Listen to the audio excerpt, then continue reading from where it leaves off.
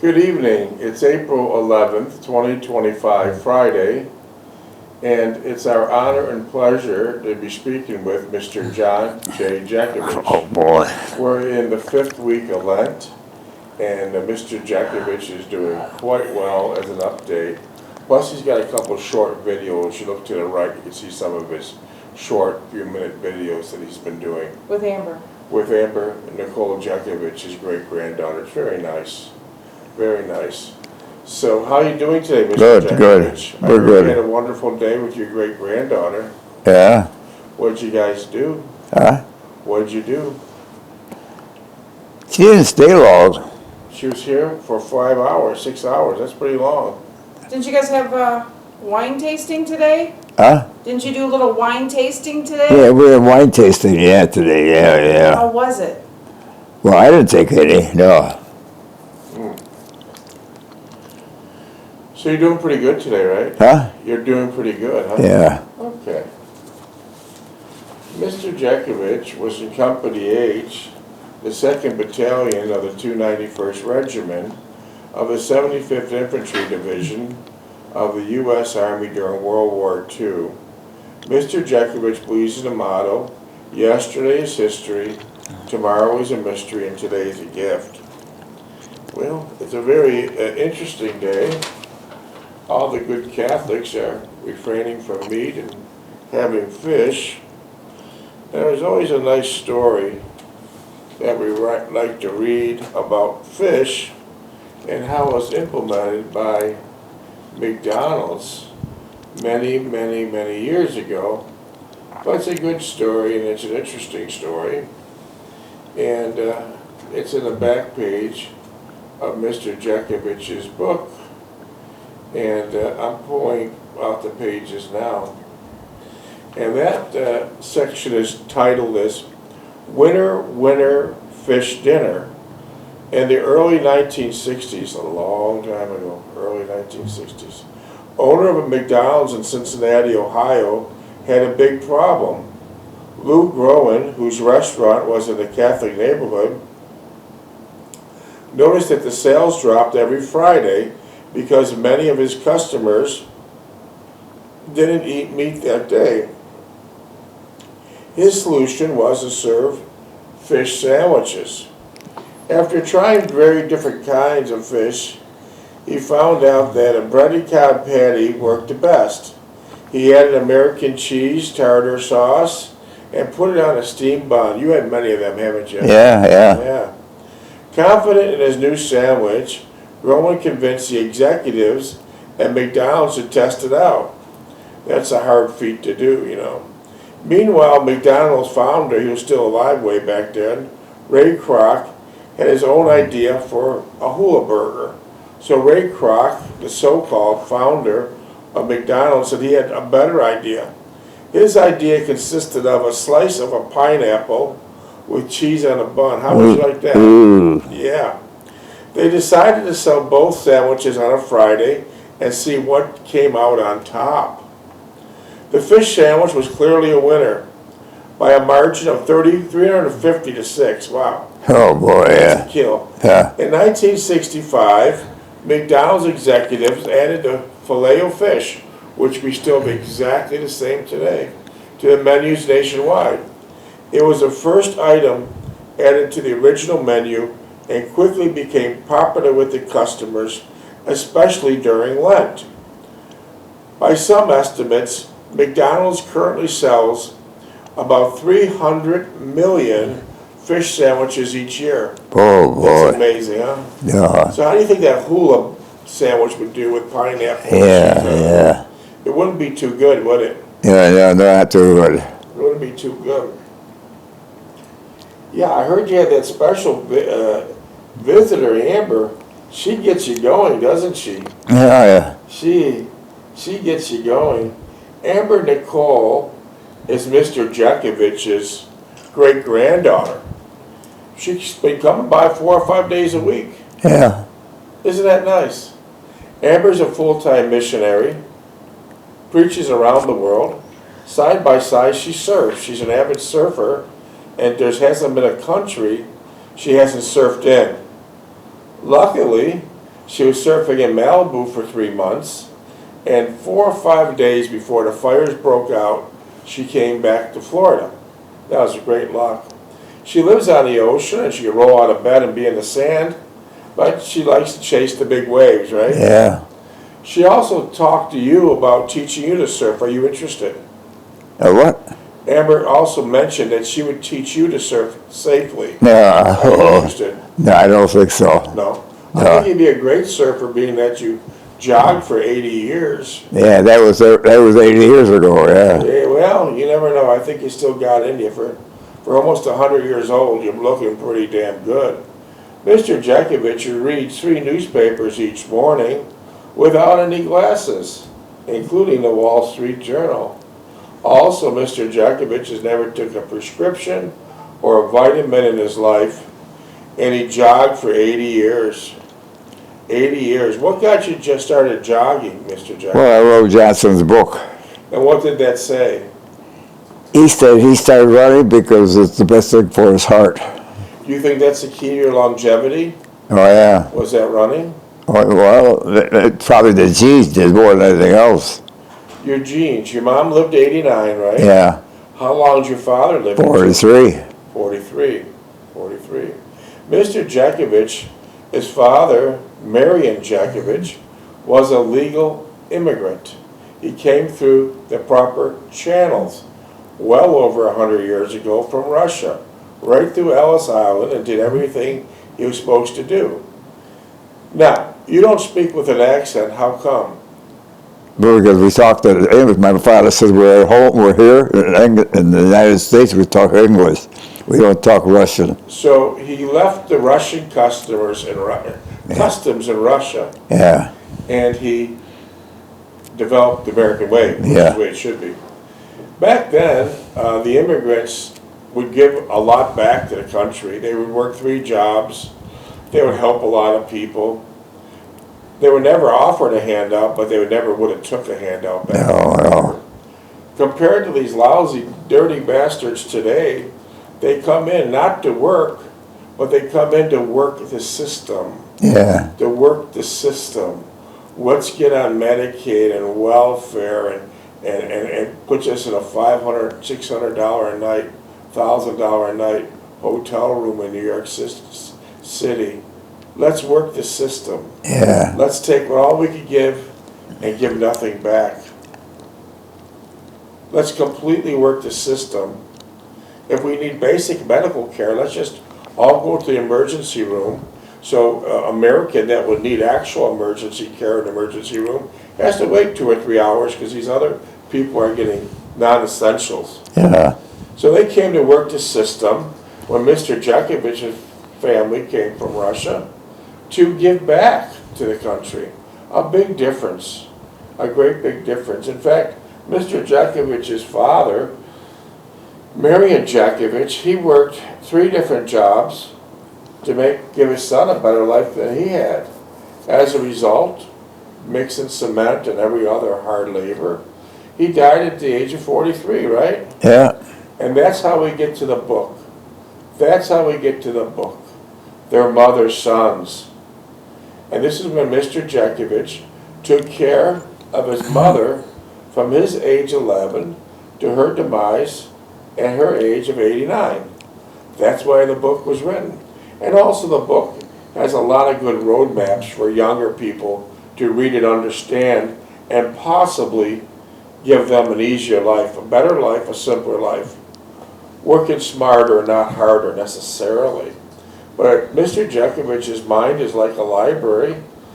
And if you have any questions, which we get many each month, text Mr. Jeckovich at 407-366-0000. 407-366-0000. Well, we're around your book the second time. We're in chapter 4, where you're taking a short break from boot camp in Evansville, Indiana, to Owensboro, Kentucky, which is a stone's throw from Evansville. And you always make time in getting back, don't you? You were never late. Yeah, I always lived. And so here Mr. Jeckovich got sidetracked was getting time to take the bus back to camp, and he ended up on a street he didn't know about. It was a residential street. Then what happened? Well, there was two young ladies down the street talking in front of their gate, in front of the fence. I asked them which way do I get back to camp, and she said, well, look, we'll drive you there. And then what happened? So I got in the car, they drove me there. And then you developed a relationship with her. Yeah, yeah. Which one? The youngest one. And what was her name? What was her name? Anne Mahaney? No, that wasn't Eddie Mahaney, no. Owensboro. No. Well, anyways, Mr. Jeckovich began dating the lady from Owensboro, and you did a lot of nice things. You went to the movies, you went to dances. Yeah. And when it was time for you to shove off to the war in Europe, you told her that you would call her when you had a chance, right? When you Yeah. were back. And how it all plays out, actually, it took Mr. Jeckovich, believe it or not, 80 years to call. Could call her. She was 89 years old. Feeble. Maybe not older, yeah. Yeah. So when you called her, how did she sound? Feeble, yeah. So after a short conversation, it's actually a miracle that she picked up and answered the phone. Yeah. After 80 years, holy hell. But after you spoke to her, what was your actions now? What did you do? I took her my picture down, and put my mother's picture up there. Yeah. And that's how we come to the book, Their Mother's Sons. I'm on that chapter where you're first starting to meet her. All right. And do you want to read some? Go ahead. Do you want to read some? No, go ahead. Okay. In order to open up my laptop to read, I'll need the passcode. What's your dog tag? 42965. Oh, all right. So here we are. He's just starting to meet her.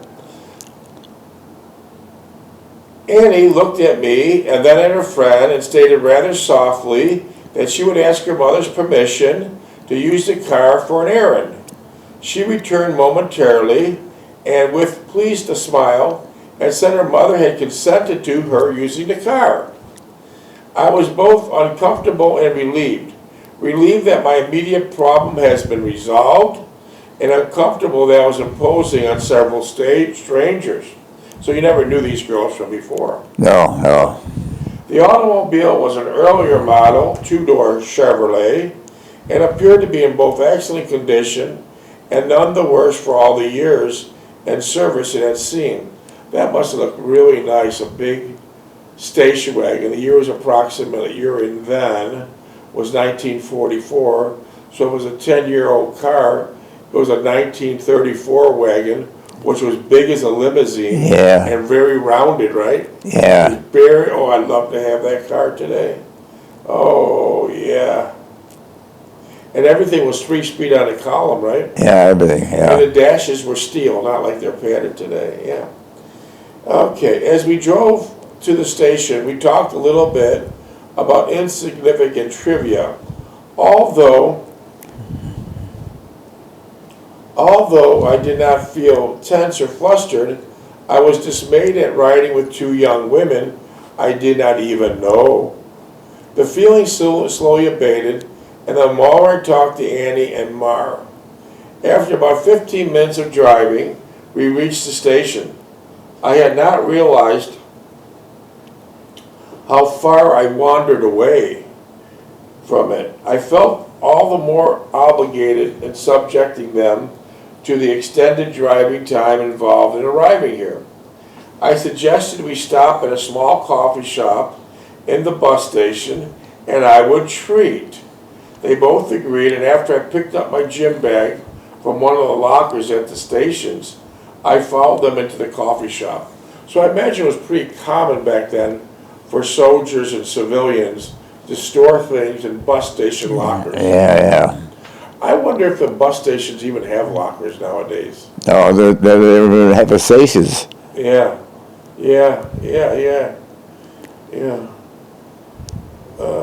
It was fairly early yet, and I could always catch the last bus for camp.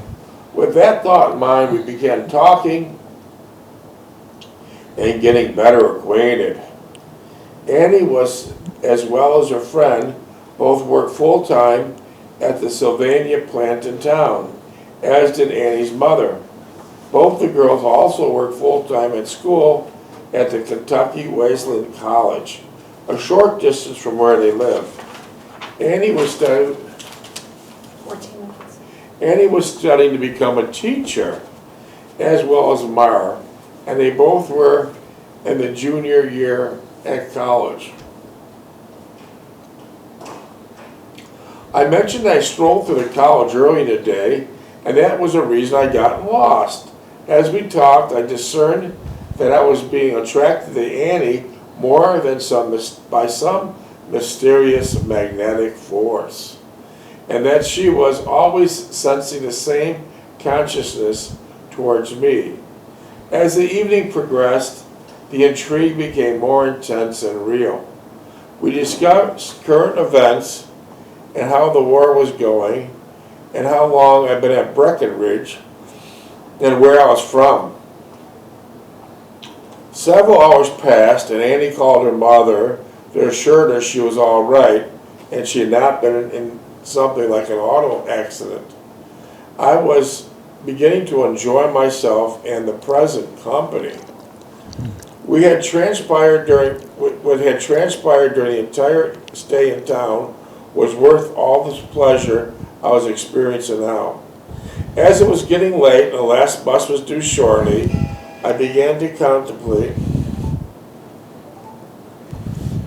Just a second, please.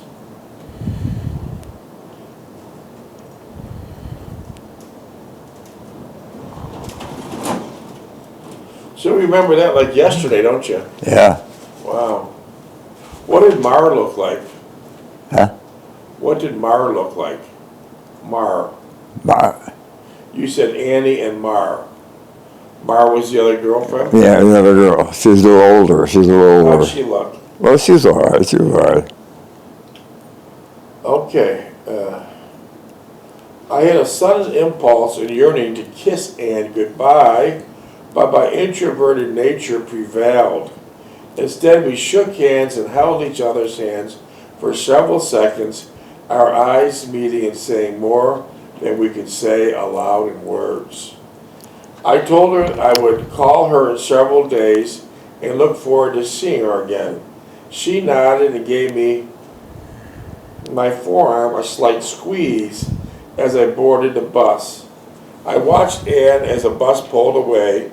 A feeling of euphoria overcame me and a warm sensation overwhelmed me. I knew I had experienced something very personal and it touched me deeply. I was certain that this was not the end of it and that I'd be fortunate enough to continue along this path for a while longer. The bus was empty and I was alone with my thoughts and feelings.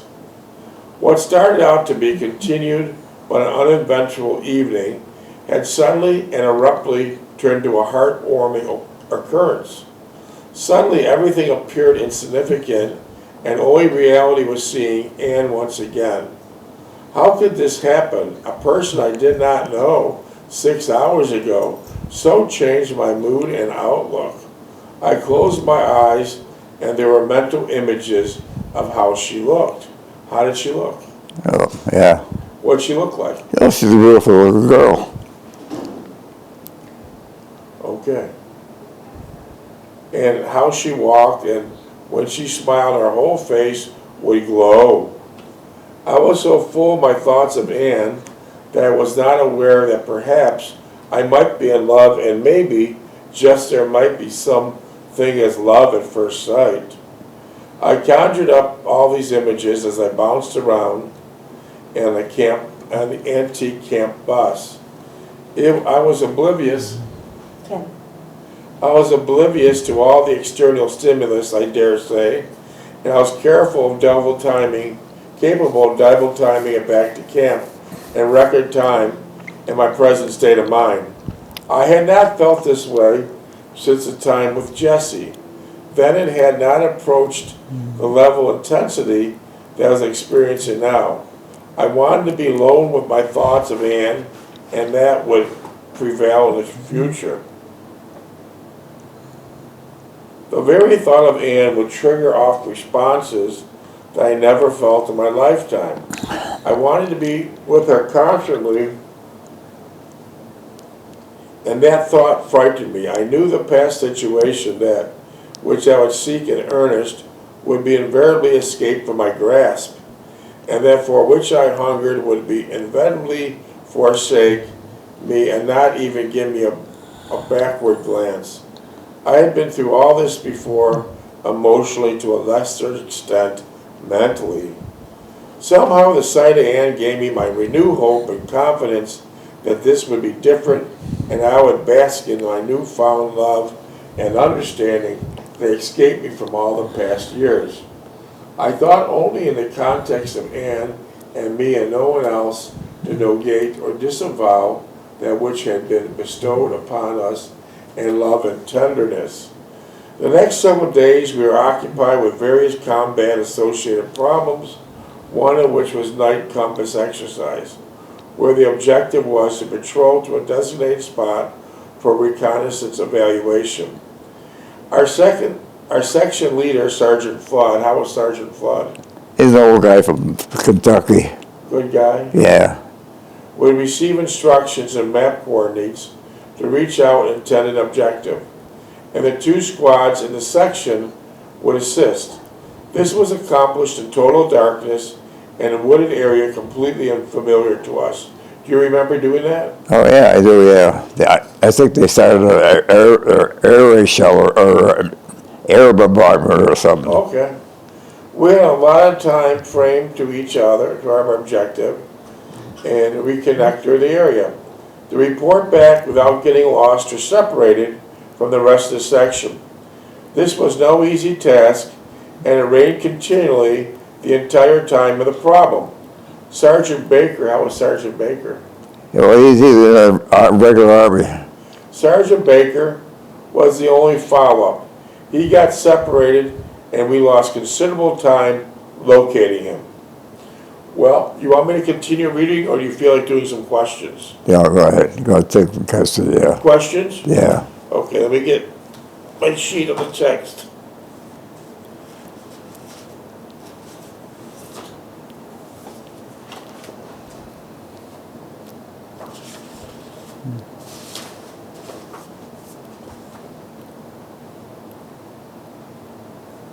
Mr. Jeckovich, where were you born and raised? Niagara Falls, New York. Would you ever think of moving back? No, it's a help now. Okay. What was your family like before the war? It was a congenial family. They were warm, loving, hearted. No problems with them. There's no domestic problems or nothing with them. Beautiful. What was your what type of work did you do before being drafted into the military? I worked with my uncle. And what did you do? Well, I worked at every factory in Buffalo and Niagara Falls. And what did you do in those factories? Well, I was putting up duct work and putting up other stuff up, and I followed them around on weekends and at night sometimes. What was the duct work for? For exhausting gases and fumes and that. It wasn't for air conditioning. No. It was exhausting Fumes and gases and that, yeah. Okay.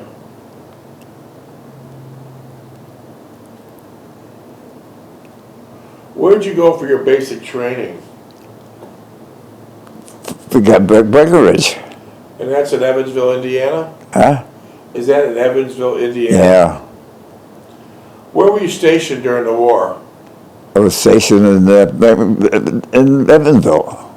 Well, where'd you go in the war? I went overseas 6 months later. Europe, right? Yeah. Would you rather went to Europe or the South Pacific? I'm glad we went to Europe. I didn't want to go to the Pacific. But you thought you might have, right? Yeah.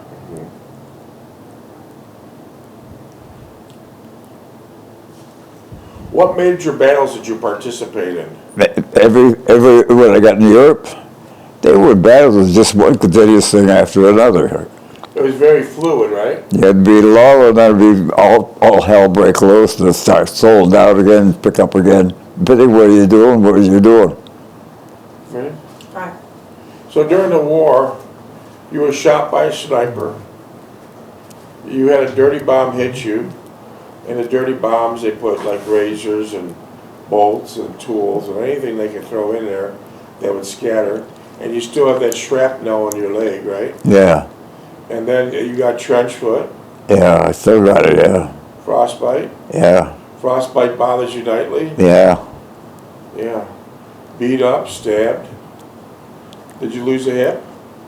I lost a hip, yeah. Yeah. Wow. What was your role in combat? Infantry, medic, or a pilot? Infantry.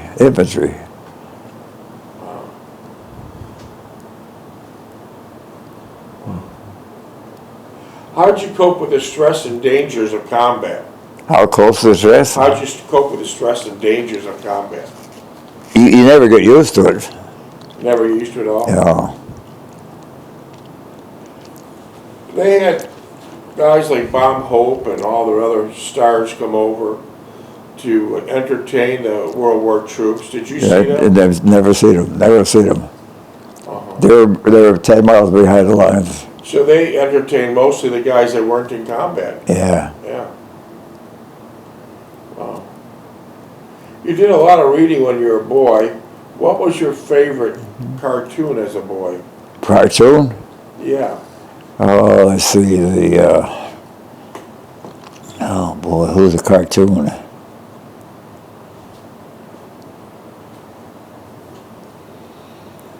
I can't think of one of the cartoons. We'll move on. Do you like to meet new people? No, it's got to be, I'm selective. Very selective. Okay.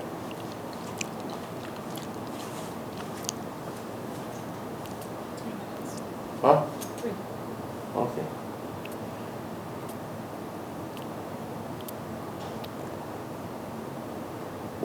When you were a boy, there was no TV, of course, but what was your favorite radio shows? The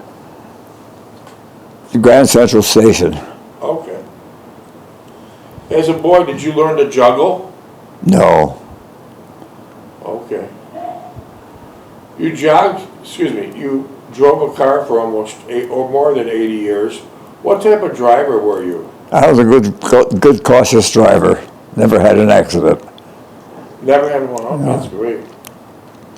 When you were a boy, what was your favorite gum? Gum? Yeah.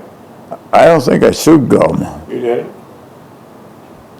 Do you like your food hot or cold? Soup? Do you like your food hot or cold? Depending on what it is. If it's soup, I want it hot. But if it's something cold, like salad, I want it cool. You jogged for 80 years. What was your most favorite place to jog? Alabama. Alabama? Yeah. Minutes? A minute and a half. Because I seen today, a lot of these people are dressed up in these very expensive jogging uniforms. They look like neon. They got matching hats, gloves, Yeah. pants, shirt, a water bottle wrapped around their waist, big earphones, like very expensive sneakers, like neon. Did you ever get dressed up that way? No.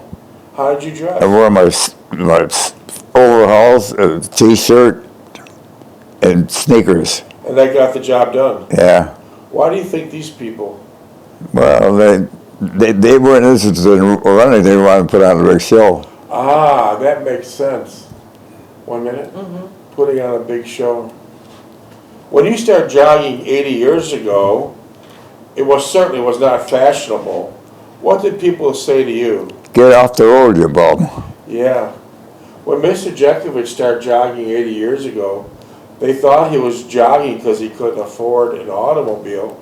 They get off the road, you bum. Yeah. What would they throw at you? Probably say anything to get a hold of. Beer cans, old Genesee beer Yeah. cans.